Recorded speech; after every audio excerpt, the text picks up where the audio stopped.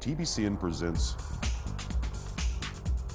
Creating Your Own Job, a new series aimed at providing you with resources and assistance to start your own business. Financial assistance, analyzing the marketplace, marketing strategies, implementing the plan, creating your own job. Welcome to another edition of Creating Your Own Job, a series that brings in some experts in areas that you would need to know to start or to grow your business. Today we're going to talk about going global, and we have with us, and I welcome you, Glynis Ross-Munro, who's the president of Competency and Performance Solution and the VP of the Tampa Bay International Business Council. Welcome, Glynis. Glad you could be here. Sandra Campbell, Director of U.S. Commercial Service at the Tampa Bay Export Assistance Center, U.S. Department of Commerce. Welcome to you. Maria Jepes, who's a Certified Business Analyst with the Small Business Development Center at USF. Welcome to you. And Olga Pina, who's a shareholder and attorney and International Business Practice Leader at Fowler, Boggs. Welcome to all of you.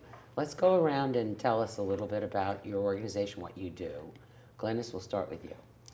Well, thank you so much. The Tampa Bay International Business Council is a volunteer-run umbrella body which looks after the binational chambers of commerce.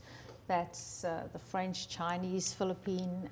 We have the Tampa Hispanic, a number of binational chambers of commerce. And what we do is market them and also put on events so that our very diverse community can interact more closely with mainstream business, that we promote the concept of the value of diversity and inclusion in the Tampa Bay on Central West Florida area. And then also we put on these events where people can come together, and that way they can leverage the networks that all our different people in the area have, so that essentially if you want to do business with India or with Taiwan or something like that, you can meet someone from that area who knows what's going on, who knows the systems. You're going to the events at the specific binational chamber from the region that you're interested in, and your network can grow. So you can literally go and have coffee with someone from the region that you want to work with down the road at Pina, and you've got the start. Is the membership open to anybody, or to the actual members of the other chambers?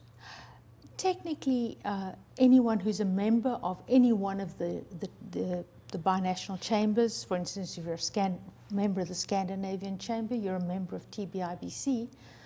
But what happens is at all these events that we have, anybody's welcome, because we want to integrate all our binational groups with our whole economy.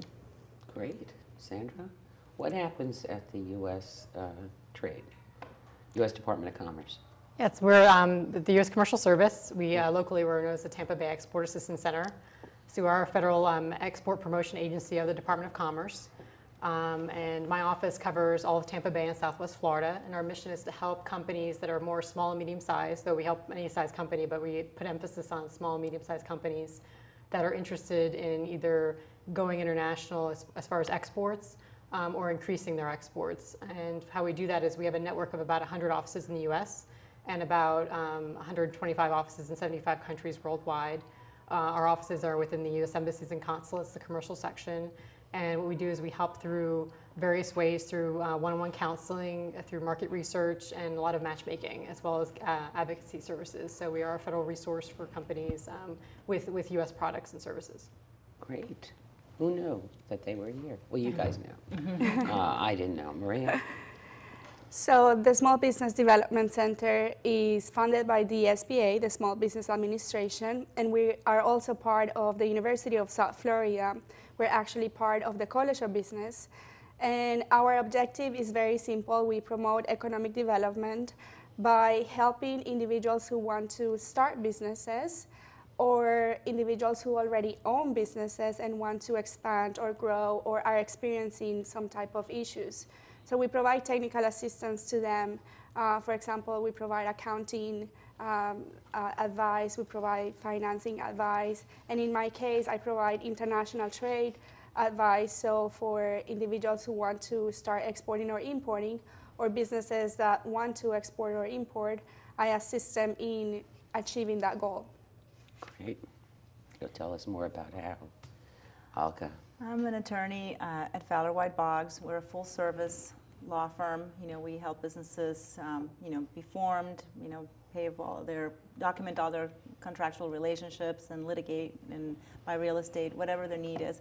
In my particular area of expertise, I get a lot of businesses who have a question about perhaps that first, a purchase order that may come from an overseas location with which they are not familiar, and they have questions about how do they get paid, how do they protect themselves through that contract, and what are some things they need to watch out for, as well as businesses which have already been doing, more broadly export sales and maybe are even considering having a direct physical presence in a foreign location and want to know what are some of the pitfalls of actually locating outside of the United States with a subsidiary or an office. And I also help them find local counsel so that we jointly with... In other countries, yes. You mean?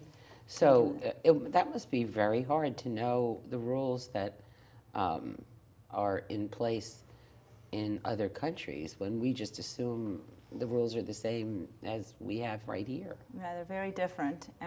First of all, because the legal systems vary, certainly from country to country, and some of the legal concepts we are used to are just not known there, or they have different consequences. But also because the way of doing business may vary, and you want to get local advice. And I really, especially when I focus on Latin America, I provide some of the cultural fluency, being able to understand what the local folks are asking for, and helping my client put it in the context of what they know of U.S. business and U.S. legal requirements. And so more than the legal, the personality or the cultural yes. differences, which Both. are pretty big at play, aren't they? Yeah. Are there, I'm going to ask all of you this, are you seeing a place for someone to start looking at, maybe I should take my service there? I don't know if that's whether it's manufacturing over there or whether it's I'm a consultant and I want to consult over there. I have knowledge of different things here and I would like to bring it to other countries. Do you see countries that are easier to market to or that are open right now to business with the United States?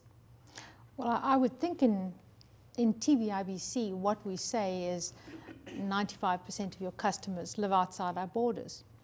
So, 95%? Well, the rest Just of the world. because the rest of the world. Okay, I got The it. rest of the world's our customers. And the first 6 years I lived in Tampa Bay, I worked for actually my brother's company, and we sold millions and millions and millions of dollars outside of the United States. So to me, it's natural to live in Tampa Bay and sell outside of our borders. And there are just so many opportunities.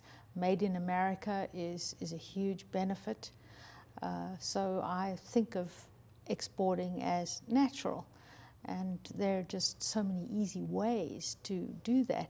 There are all kinds of challenges, but there are all kinds of resources to help people to take the many opportunities. We've got the skills, the innovation that we've got here, and build our businesses right here in Central West Florida. Sandra, do you see some countries that are just dying for Made in America right now, or? Oh yeah, I mean, and also too is we have some industry clusters in the area. We work a lot with medical device, marine, construction, automotive. I think the one natural way, something that companies should look at is we have U.S. free trade agreements. We have trade agreements with over 20 countries. We just passed one with Korea, implemented in March. We have one being implemented with Colombia next month, actually this month, May 15th. And we have one pending with Panama. So there's all these free trade agreements with these different countries that it's kind of a natural for products and services to go to as far as the markets to look if you haven't been exporting before. To look at those markets. But then we also, when we sit down... What does a free trade agreement do for the viewer that doesn't know? It just really doesn't impose taxes on them for sending their product over? I mean, that's kind of the primary, usually with free trade agreements, like average about 80% of the products going, either whether it's between here and say Colombia, for instance, or coming from Colombia back, about when it's first implemented, 80% duty free, and then there's a phase out process for the rest of the products. But it also helps with market access, compliance issues, intellectual property protection. So there's also other factors that are involved with free trade agreements to make it a level playing field for companies from both countries. I mean, our agency kind of just focused more on the exporting side, but it makes a huge advantage because I think, especially I noticed with Colombia, Panama, and Korea, you have not only do you have other U.S. competitors, but you have competitors from Europe, from Asia that are already getting into the market, already signing their own agreements. So it's a disadvantage for the U.S. not to have these with some strategic markets. Now you mentioned medical and marine. Those are our products are more popular overseas than their own, or there's just not manufacturing going on in those countries in those lines. No, I mean there is manufacturing. I mean what we do is focus on the U.S. made manufacturing, our agency. But because I mean medical device, anything high technology is still in such demand that's U.S. made because of the quality. I mean medical devices with the FDA standards. When the company is, say, have a medical device and they are looking to export, I mean, they still have to comply with that country's standards as well. But that's something that, I mean, we just actually had a delegation on Monday of 20 delegates from the Eurasian countries like Moldova, Georgia, Ukraine, and I actually brought them to 2 medical device companies in this area to look as potential suppliers for their hospitals and doctors. So it's just something we actually had another one about a year or so ago from Thailand as well for medical. So it's a very popular industry in this area. A lot of medical device companies, manufacturers, just as an example. But there's other, I work with software companies. I work with musical string companies. There's all different types of companies we work with. But that's what we do is when we sit down with them to determine if they're not exporting already, what their export potential is and where, so some countries can be more demand in Europe and Middle East.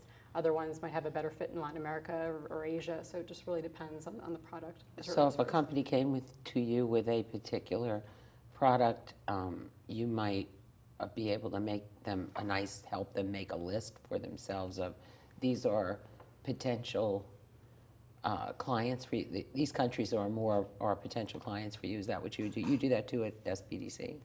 Absolutely, and I work in partnership with Sandra to help companies create an export marketing plan because, yes, I agree with her, you have to look at countries that we have good relationships with if you're new at exporting, like countries that we have free trade agreements with, but it's always going to depend on your specific product. That's how the planning starts. So I sit down with companies and I look at their product and we do a lot of research, like industry research, and we look at statistics and different aspects of their business to decide what is the right product to export and what would be the best markets to export to. And then Sandra helps them, once they make that decision, finding the resources to reach out to those markets. Are you being called in for more specific countries, or it could be anywhere, Olga? It could be anywhere, but I agree with Maria that it depends on the industry, how you decide what your next, export market might be, or, the first one. I find in my experience that most of the people that knock on my doors for help, their first export experiences sometimes harkens back to either their own, like if they have any ethnic root, or where do they have a connection, friendship, and that's why some of the binational chambers come into play because maybe they've made a contact there. Often it's even something simple like they went on a terrific vacation someplace, they met some people, they came back with some contacts, and they think that there was some interest in whatever product or service they have to go there, and that happens. But that's the first line of interest that I see. It's either where they've made a contact, no matter how it's been made, and the other one is where they seem to have already gotten some orders. If people have a website, which most people do, that'll generate some international interest anyway. You might get some international orders even without trying. And when people start seeing a trend, they think, oh, you know, and then they're curious about a particular market where they seem to be getting orders from. So sometimes the market comes to them and then they explore it. I have not been fortunate enough to have a lot of people call in and say, here's my very focused, very studied export marketing plan, and I've studied all the different industries in here. It is. A lot of times it's really just more fluid, is what I would say. And wouldn't it be hard for people to, on their own, just try to figure it out, given that we have language barriers and barriers to understanding the laws, what the trade implications are? I mean, who knows all this stuff unless you specialize in it like you do? I think that we've got to realize that we live in an extraordinarily diverse region. The whole Tampa Bay region is the most diverse region in Florida, and it's there are just so many different groups and opportunities to meet with different people from different regions. So as a result, if you've got an idea, one of the things that happens with small businesses is they get an idea in their heads, and so they spend a lot of time and capital building a product, and then they go out and they sell it. And of course, very often it doesn't work because it's just an idea that was in the mind of the developer or the entrepreneur. But because there's so many different people around, and we have startup camps, we have boot camps, we have so many different things. We've got an excellent school of entrepreneurship at USF and other resources like that. How many countries have chambers in our area, right here? Well, we've got, in TBIBC, we've got Britain, China, Caribbean, French, Hispanic, Scandinavian, Philippine. I'm going to get shot for the ones I leave out. Taiwan, but More than a dozen. oh yeah, and Turkey's coming up. There's a sort of Brazil. nascent Brazil Korean. has one. Brazil has just been formed, and there are a whole lot. So, and the Indo Chamber is very successful. And what happens is people are very giving. So, for instance, Francis from the Indo Chamber, who's created this company, Candor Resources, is a really fabulous software company. He's even got a branch in the Middle East. He is just a perfect example of a small company that's grown up, developing, using resources. He's gone offshore as well, and using the Made in America brand. And he goes and gives talks at places like Argosy University just to show our young people how you can actually do this offshoring. Sandra, we usually are hearing, the negatives of some of the trade agreements, that there's some blame going on, and especially in the middle of elections and so forth, that so much manufacturing is not happening in our country. It's happening outside our country, and I guess my iPad was made out there too, and different other things because it's cheaper. And yet there is still a need for our product. Would you say that it's kind of a myth that we think that nothing's being made here anymore? No, I think it is, and it's surprising because we do, our office does outreach in the area. We do exporter roundtables, and you get that surprise, like, oh, there's things made in here, and our office is awfully busy. We have 3 staff people. We're always on the road meeting with companies, and there are all these really great small kind of niche products, and just various products. I mean, if you have kind of a commodity type product, then that might not be in demand. So not everything could be exported, really. But I mean, there's a lot of products especially because it's made in America, so there's the standard of quality. There's, our products are typically kind of, could be more regulated, more, and then just, as far as pricing, and then also customer service, there's a service factor as well. So, we just see from all the different types of products and service that we work with, there is still that demand. And as far as the intimidation factor, we have resources on the ground. I mean, I have a company right now that's in Jordan that we have our local office in Amman at the embassy that's working with him now. We've got companies going to Brazil, all these different countries. So we have our local staff that do preliminary assessments before a company even looks at going to the country and maybe potentially meeting with potential buyers or distributors. So, and then even culturally, I had a company in Tampa that was going to, a woman, she was traveling on her own to the Middle East, had been to some countries but maybe didn't know for, like, say, for instance, Kuwait or Saudi, what were some of, like, the local customs. So even like some we don't get it as often, but even some customs, etiquette, things too, that we just kind of steer them in the right direction, make sure that nothing, everything, goes well with their trip. I do now recollect that some people back in my era made a lot of money when and after we had a war with Vietnam, right? That they were able to export things from the United States, or that people wanted things in a war zone. How does that make?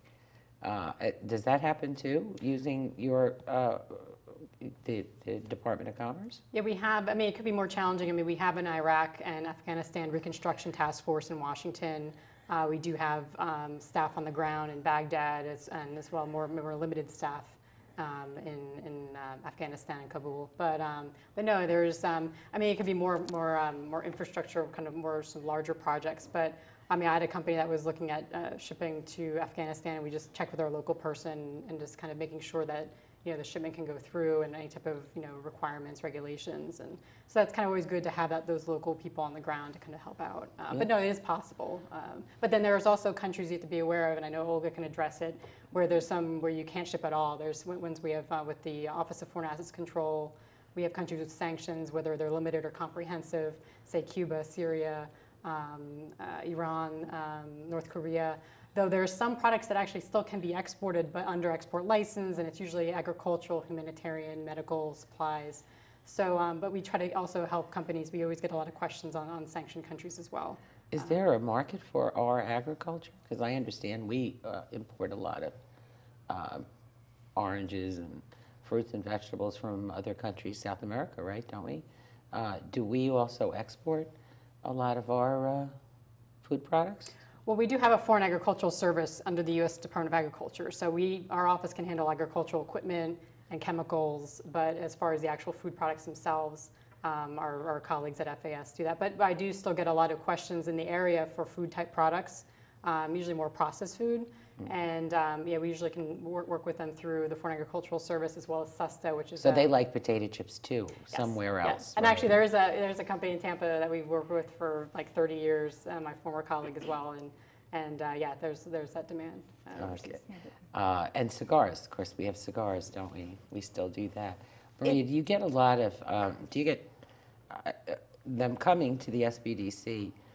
Who are those people? Are they people who are representing different products that I wouldn't think of, or the viewer wouldn't think of?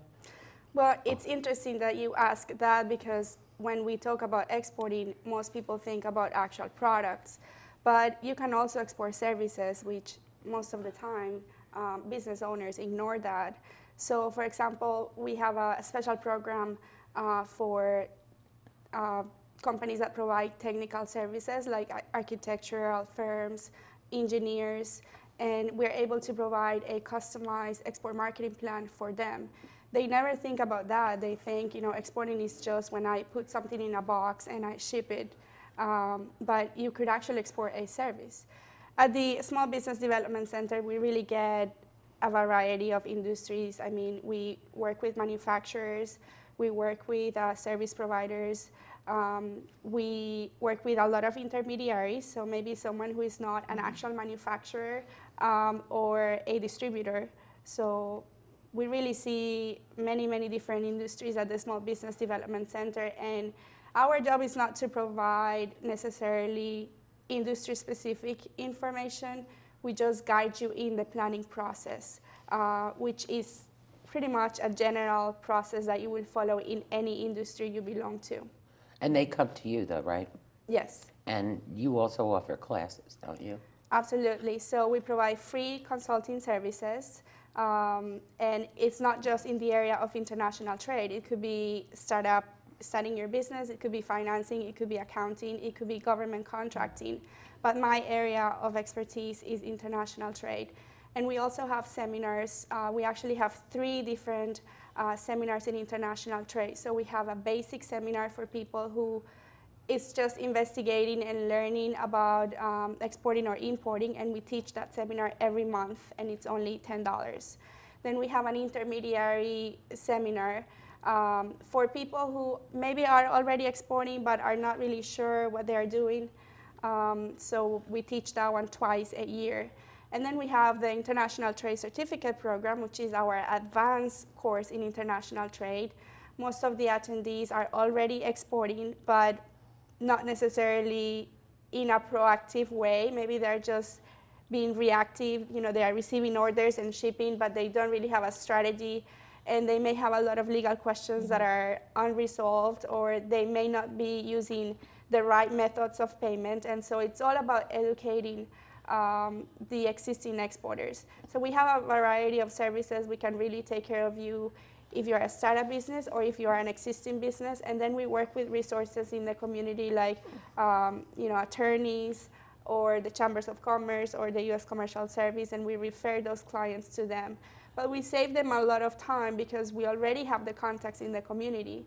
We know where they need to go to, and we can save them a lot of time by referring them to the resources that we already know exist. So since you all mentioned it, when we come back from this quick break, I want to ask Olga what the challenges are, because you mentioned challenges that Olga would know about that only an attorney would really know. So we'll be back to you in just a minute. Please stay tuned.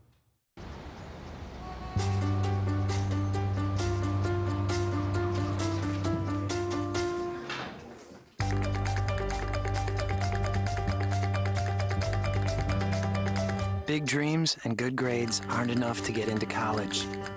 There are actual steps you need to take.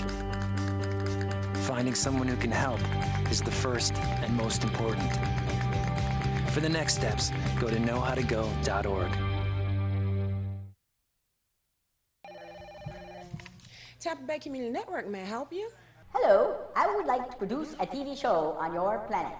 Great. Do I have to be a Tampa resident? No, you don't have to be from Tampa to take our video production training classes or to have a show on our channels. Really? Well, I'm from another planet. Is that okay? It's fine. Tampa Bay Community Network members come from Orlando, Valrico, Lakeland. They come from everywhere. Being from another planet is no problem. You're from our galaxy, right? Yes, I am. How do I get started? Sign up for orientation class. We have them twice a month and they are free. I'm in. Sign me up. Anyone over the age of 18 can take TBCN video production and Final Cut Pro edit classes, produce programming, and host programming right from our studios at the University Mall. Call 813-977-5200 today and sign up for our next orientation class, no matter what planet you're from. I'm Charlie Miranda, Chairman of Tampa City Council, and you're watching Tampa Bay Community Network. Thank you very much.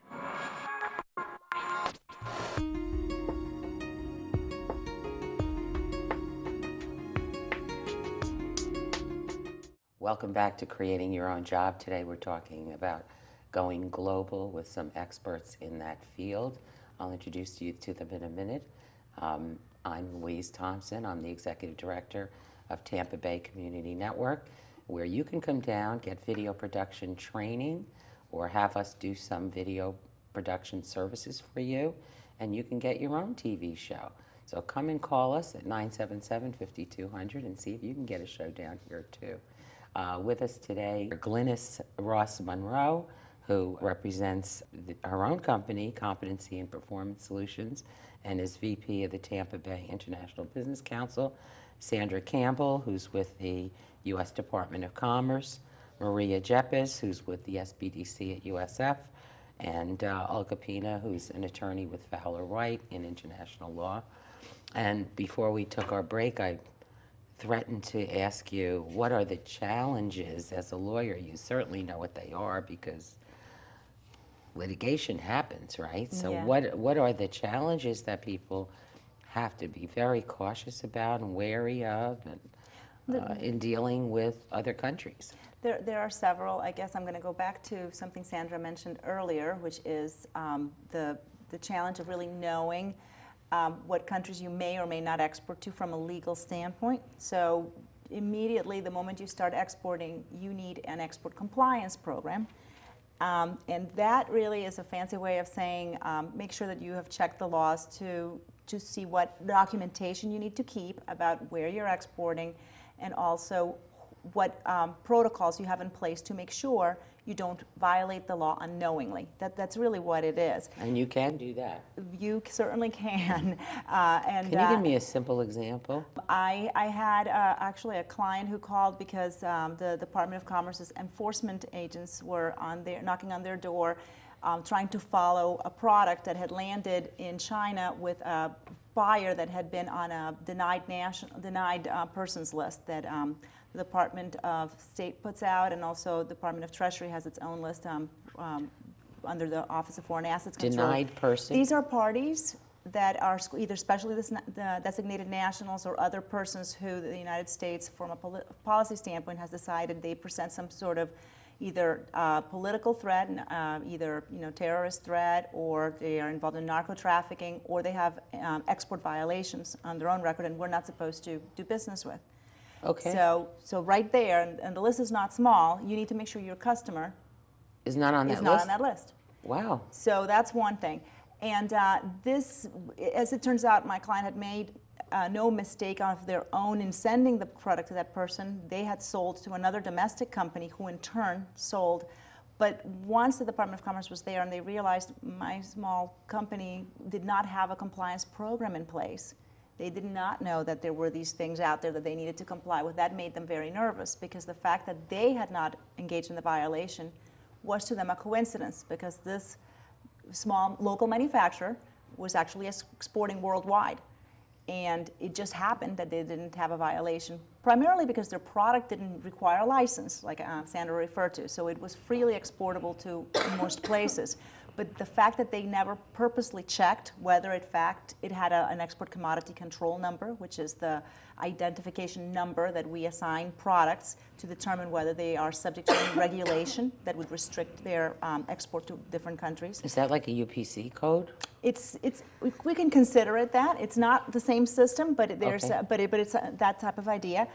And that they had not ever checked, because they weren't aware of this list of people that they weren't supposed to send to, and that they had never filled out certain forms that would inform the Bureau of the Census of the amount of exports that we do. And that is something that every business has to complete when it's an order as little as $2,500. It triggers that deadline. So these are simple compliance requirements that the average small business is not aware of, and there's been an emphasis on really sort of making sure that the small businesses that are exporting You're making know me that. ask this question of Sandra. How did they know this fella or female sold a product to somebody on the list? Well, in addition to us being kind of under Commerce, we have another kind of sister agency called the Bureau of Industry and Security, and they're the ones with the enforcement office. So they can have their staff on the ground within China, as far as in our embassies and consulates, and they could have just been monitoring where the shipment was going. I'm not really exactly sure. Customs, I mean, customs on U.S. Customs side and also on China Customs. We'll check it. So it'll be on a things list get tracked in by Customs. Right. Okay. Most things get tracked by Customs, and then that's when you get ICE involved and all the other different agencies that come into play. And when they trace down the flow of commerce, they landed on my client's door, and they were obviously surprised to realize that they had these things. So that's one challenge, just knowing what you don't know. That's the first challenge. Mm-hmm. And once you sort of start understanding the world of exports and how they're regulated and why, then I think the other challenges are the ordinary challenges of business, like getting paid, making sure that there's a clear understanding about what you're supposed to deliver and when, and to get back, and also the challenge of marketing and reaching the customers and markets that you want. And when there is a situation where there's a dispute between your customer and you, how are you going to resolve that? And are you resolving it in a forum that is going to be friendly to you as the exporter? So those are really, I guess, in a very summary fashion, probably the same challenges that keep coming up over and over again. When you just talked about getting paid, if you have a high, well, even a low-ticket item on a small business would be a killer, but on a high-ticket item and you've had to send it before you receive payment, how do you assure that you're going to get your payment when it's so far away? I mean, you have trouble right here, and if you sold something to the guy down the block, sometimes collecting your money. Right. But how is that, well, how does that work? There's a couple of different avenues. I'm going to first address the one that Glynis is familiar with, is just establishing a relationship and building a trust basis with that other customer. But the average person can't. If you're getting in customers over the internet and you are trying to complete orders, you can't necessarily create that relationship with each one, depending on how big your business is or how many orders you're getting. So if you do not have a basis of trust, because either you don't know them personally, you don't have a history, or they don't come well recommended to you by another source, certainly you can do due diligence, you can run a Dun & Bradstreet, you can certainly They don't rate them like eBay does. Not necessarily. Right? Don't say, hey, somebody doesn't go out there and say, these people actually always deliver or always pay or whatever it is. Exactly. That's another service that we do, is we have the local people on the ground, and we can actually do background checks in country, have them being interviewed there if is a potential maybe distributor representative or maybe a big customer. So you might have that's more an invaluable on-the-ground service. And then the other thing is to structure the delivery in a form that you are at least covered in some way. Well, you can get a small deposit up front, or at least a deposit that will cover at least your costs, with a balance payable upon delivery of the goods.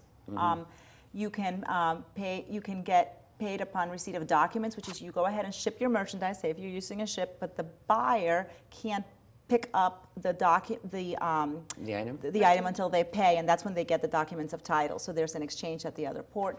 Or letter of credit, which letter of credit is a bank, essentially a guarantee of payment upon the different conditions of the letter of credit being met, which typically are the product is picked up and the documents are exchanged to show that the documents are the actual product is available for pickup upon receipt of these documents.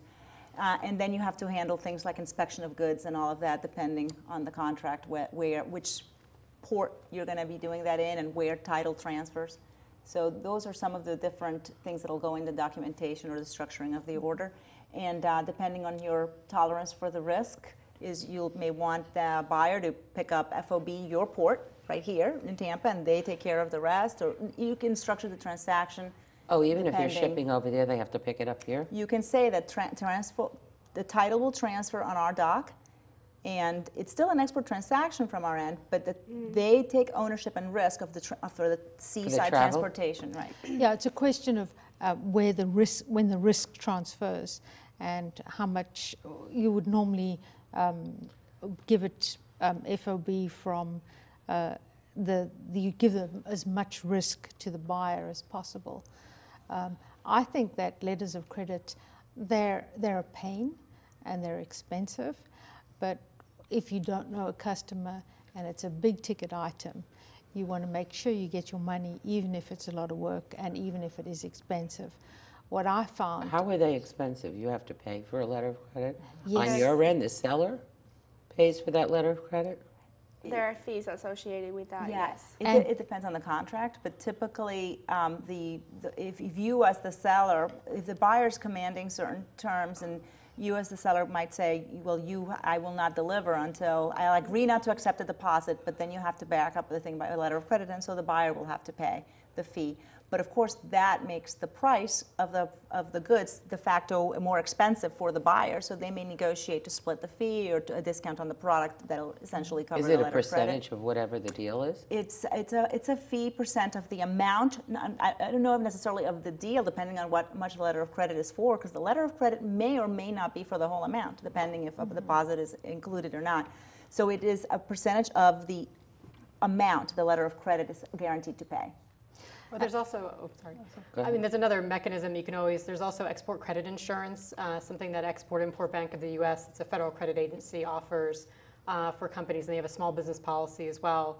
And if you want to, it's almost, you could ship without, have it on terms, but it's almost, it's ensuring the receivable. So if there is the fact that there is no pay, if it doesn't get paid by the buyer, it's an insurance policy, and then it's backed up by the Export-Import Bank. So it is a U.S. government, backing. And then there's also some private insurers too. So there's something called the export credit brokers that can shop it around with Ex-Im Bank, the U.S. side, or private insurers, and you can actually have this policy. And it's kind of a way, so you still have the advantage of, because a lot of, if you're shipping maybe to say, Latin America, and you have some European competition. Well, they're usually comfortable extending terms. So to be competitive, you might also want to extend terms, but you also want to have your CFO sleep at night, knowing that they're going to have the payment there. So that's kind of another mechanism. Not a lot of people are aware that we try to at least educate companies to know that's another option. Maybe if the letter of credit's too costly. So that insurance is like for your business, not per That's per transaction. Yeah, it is. It's usually a multi-buyer policy. So anything that you're actually offering terms for, it's ensuring that. And what they do is usually what you do is you present the buyer and their information, and so that they make sure that they're they're on the policy before you're doing the shipment. Okay. But I have to say, I think most of my clients, when they are getting started on exporting and they don't really have a lot of experience, they ask for the money up front. And we're fortunate that we enjoy such a good reputation around the world that people are willing to pay up front for products. Now, I wouldn't recommend that as a long-term strategy because, as Sandra mentioned, there are competitors in other countries that are offering terms, and in some countries, like in Latin America, it's extremely hard for those buyers to obtain financing to pay you up front. So in the long term, you want to learn how to do it and give some terms to your clients. But if you're just getting started, you don't know how it works, you cannot afford the risk, you can ask for your money up front. And I think that's where it's so important to understand the culture that you're working with. When working with big ticket items, for instance, if you understand the culture and you communicate clearly, you may, even if you do use a letter of credit, you won't need 6 revisions. Every revision of the letter of credit is expensive. But the ability to communicate across distances and differences is critical when you do go offshore.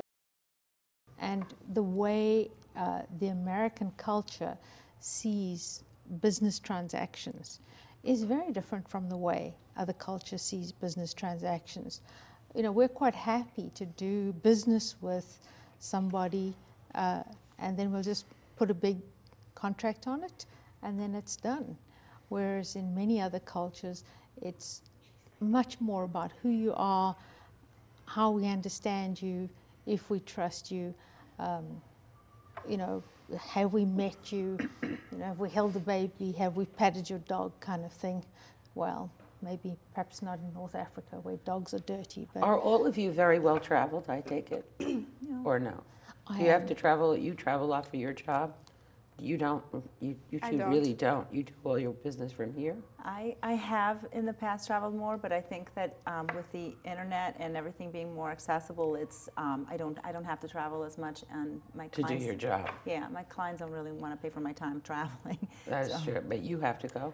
Well, we do have our local offices, but I do take on special projects and temporary assignments. But I think a lot of my recent travel has been to a lot of the U.S. trade shows, and that's another place where people can not even leave the U.S. and meet with foreign buyers. We have about 30 or so trade shows in the U.S. that we certify under Commerce as International Business Program.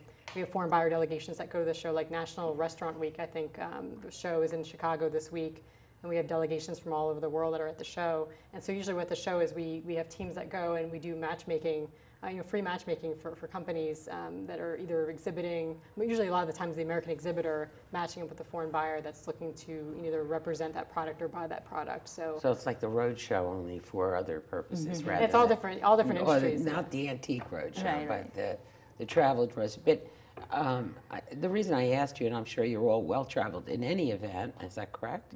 Yes. Even if you don't have to do it for your job right now, and you lived in another country for a long time, right? I was born in South Africa. I lived there for over 40 years. I've been to England, I think, about 30 times. I love France. I speak French. I love places like Austria. I've been to Scandinavia, and I've visited my kids in Korea and Japan. And I've been to South America. So you're all, but all of you, pretty well-traveled. And so I know I heard you talking during the break about cultural fluency, and I'm wondering whether the viewer isn't interested in the fact that once you get out of, we're all in these little worlds, you know?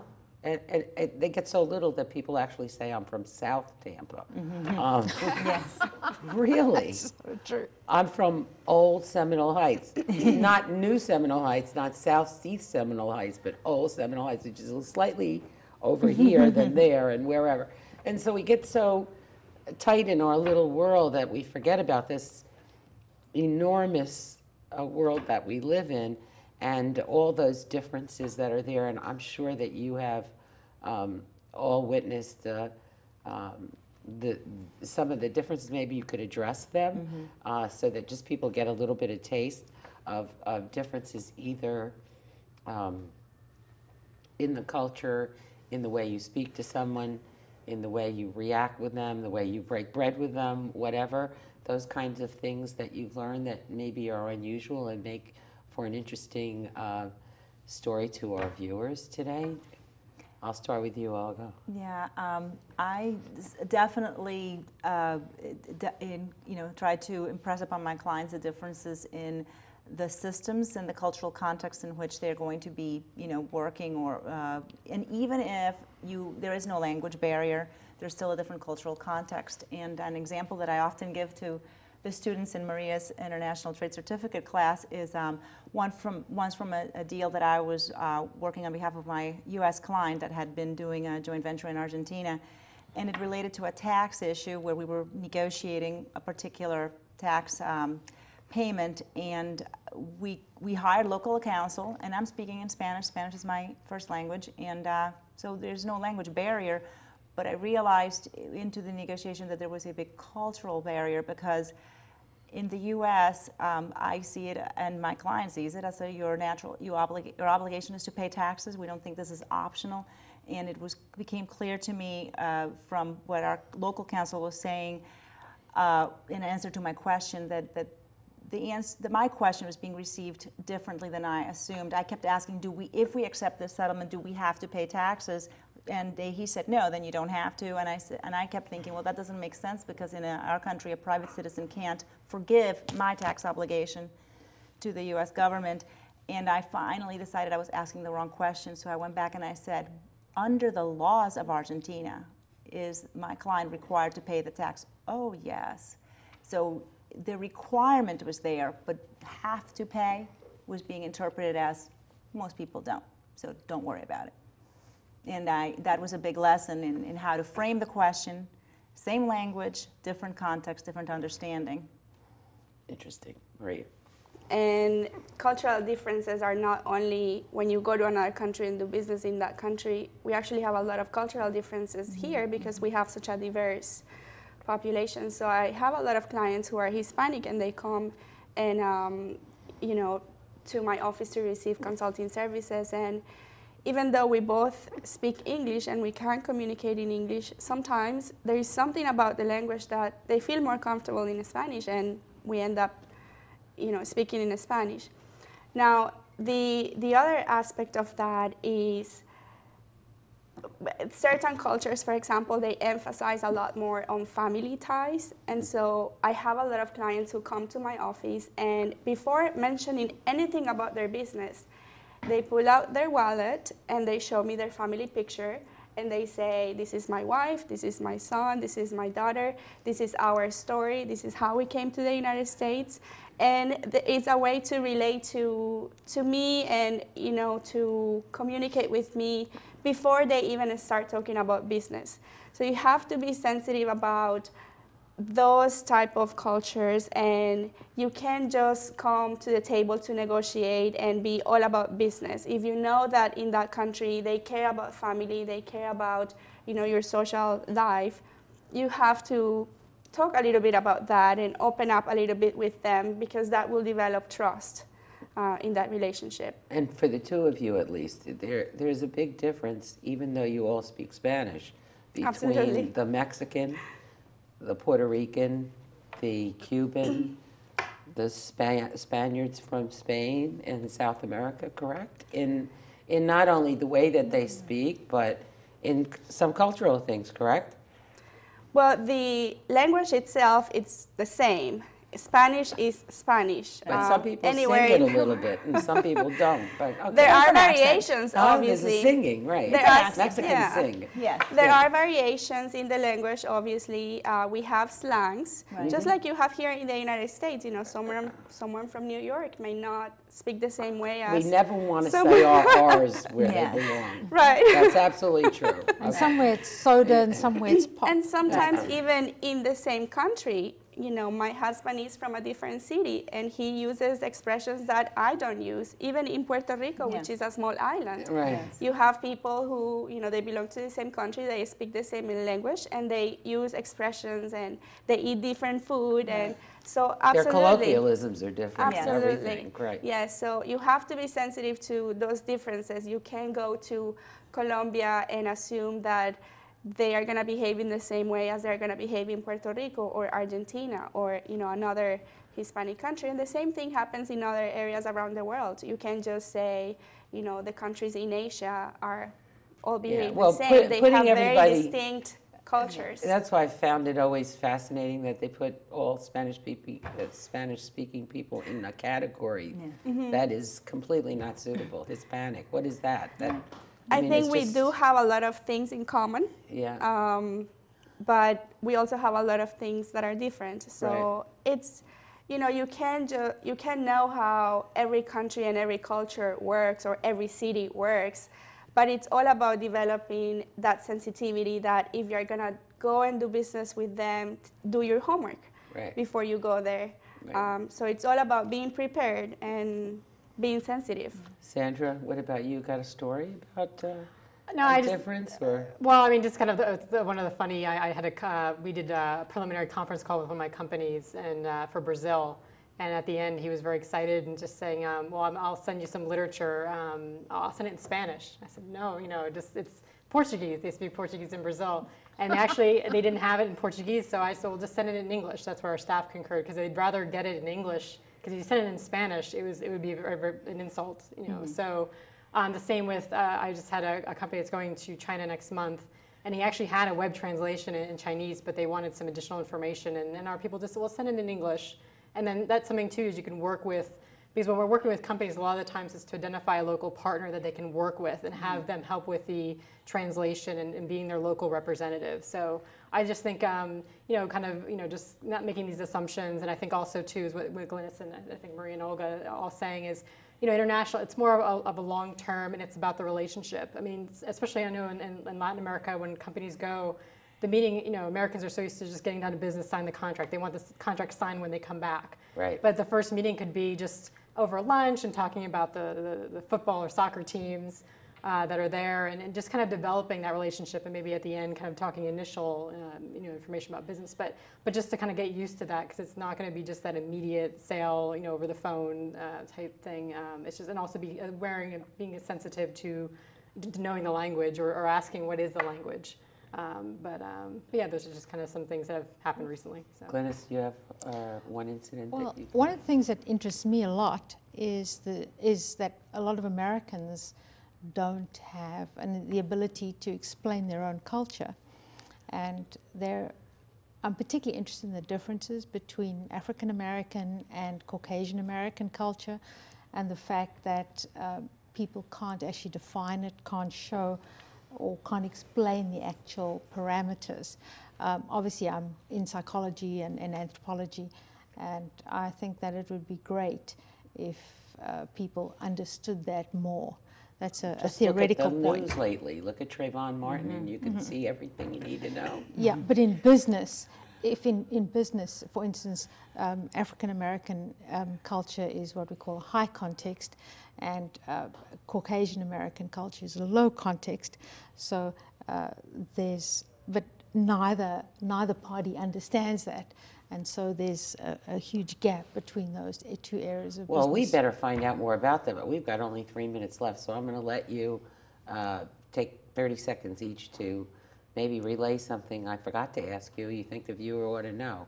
And I'll start with you, Glynis. The question is there something you wanted to make sure to relay to a viewer about going global that we missed? And you've only got 30 seconds to do it. I think the thing I'd like to say is that it's not as hard as it looks. And ordinary people are doing it, small businesses are doing it, and people are there to help you. That's great. Just that people know is, and there's a lot of great information online. Just one website I would give is export.gov.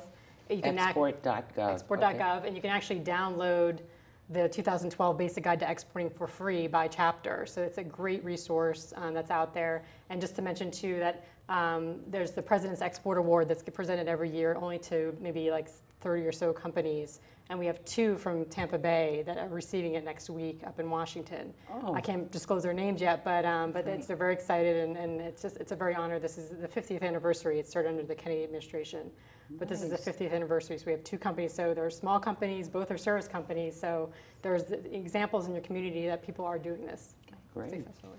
Maria? Well, I would like to invite everyone out there who is thinking about starting a business or has an existing business to explore our services, because most of them are free, and we can really save you time, we can assist you. So please use the resources that are available to you. I'm sure you have our website. It's sbdctampabay.com. Or you can call our main phone number and schedule a free one-on-one appointment at 813-905-5800. I love the SBDC. I started 30-something years ago when I moved here and started my first company after going to lots of the meetings. So I encourage people to go do that. Years later, I started teaching them. And so it's a great resource. We're taxpayers. We're paying for this stuff, folks. Yes, absolutely. You just don't know it's there. Olga? I guess I would say two things. First of all, definitely use the free resources that are out there so that you are much more focused. And by the time you come see me, that'll save you money, because you're going to be focused, and your time with a lawyer that you have to pay for, it's going to be much more streamlined and limited. And the other thing I wanted to do is I encourage anybody who's interested in international stuff and going global, and it doesn't have to be the same. You could just be interested in international affairs without necessarily thinking yet of going global. Look up Women in International Trade in Tampa Bay. We are a network of primarily women, although men are welcome, that are doing business globally already and want to share that information on how to and network, as well as provide tips on things that you should know. Women in International Trade have their own website, right? Yes, www.tbowit.org. Okay, I appreciate all of you coming out and relaying so much great information, and we'll be re-airing it, and we'll be putting it on our YouTube channel so they can watch it there. Hope you'll follow us also on Facebook, Tampa Bay Community Network. Thanks for tuning in, and we'll see you next time.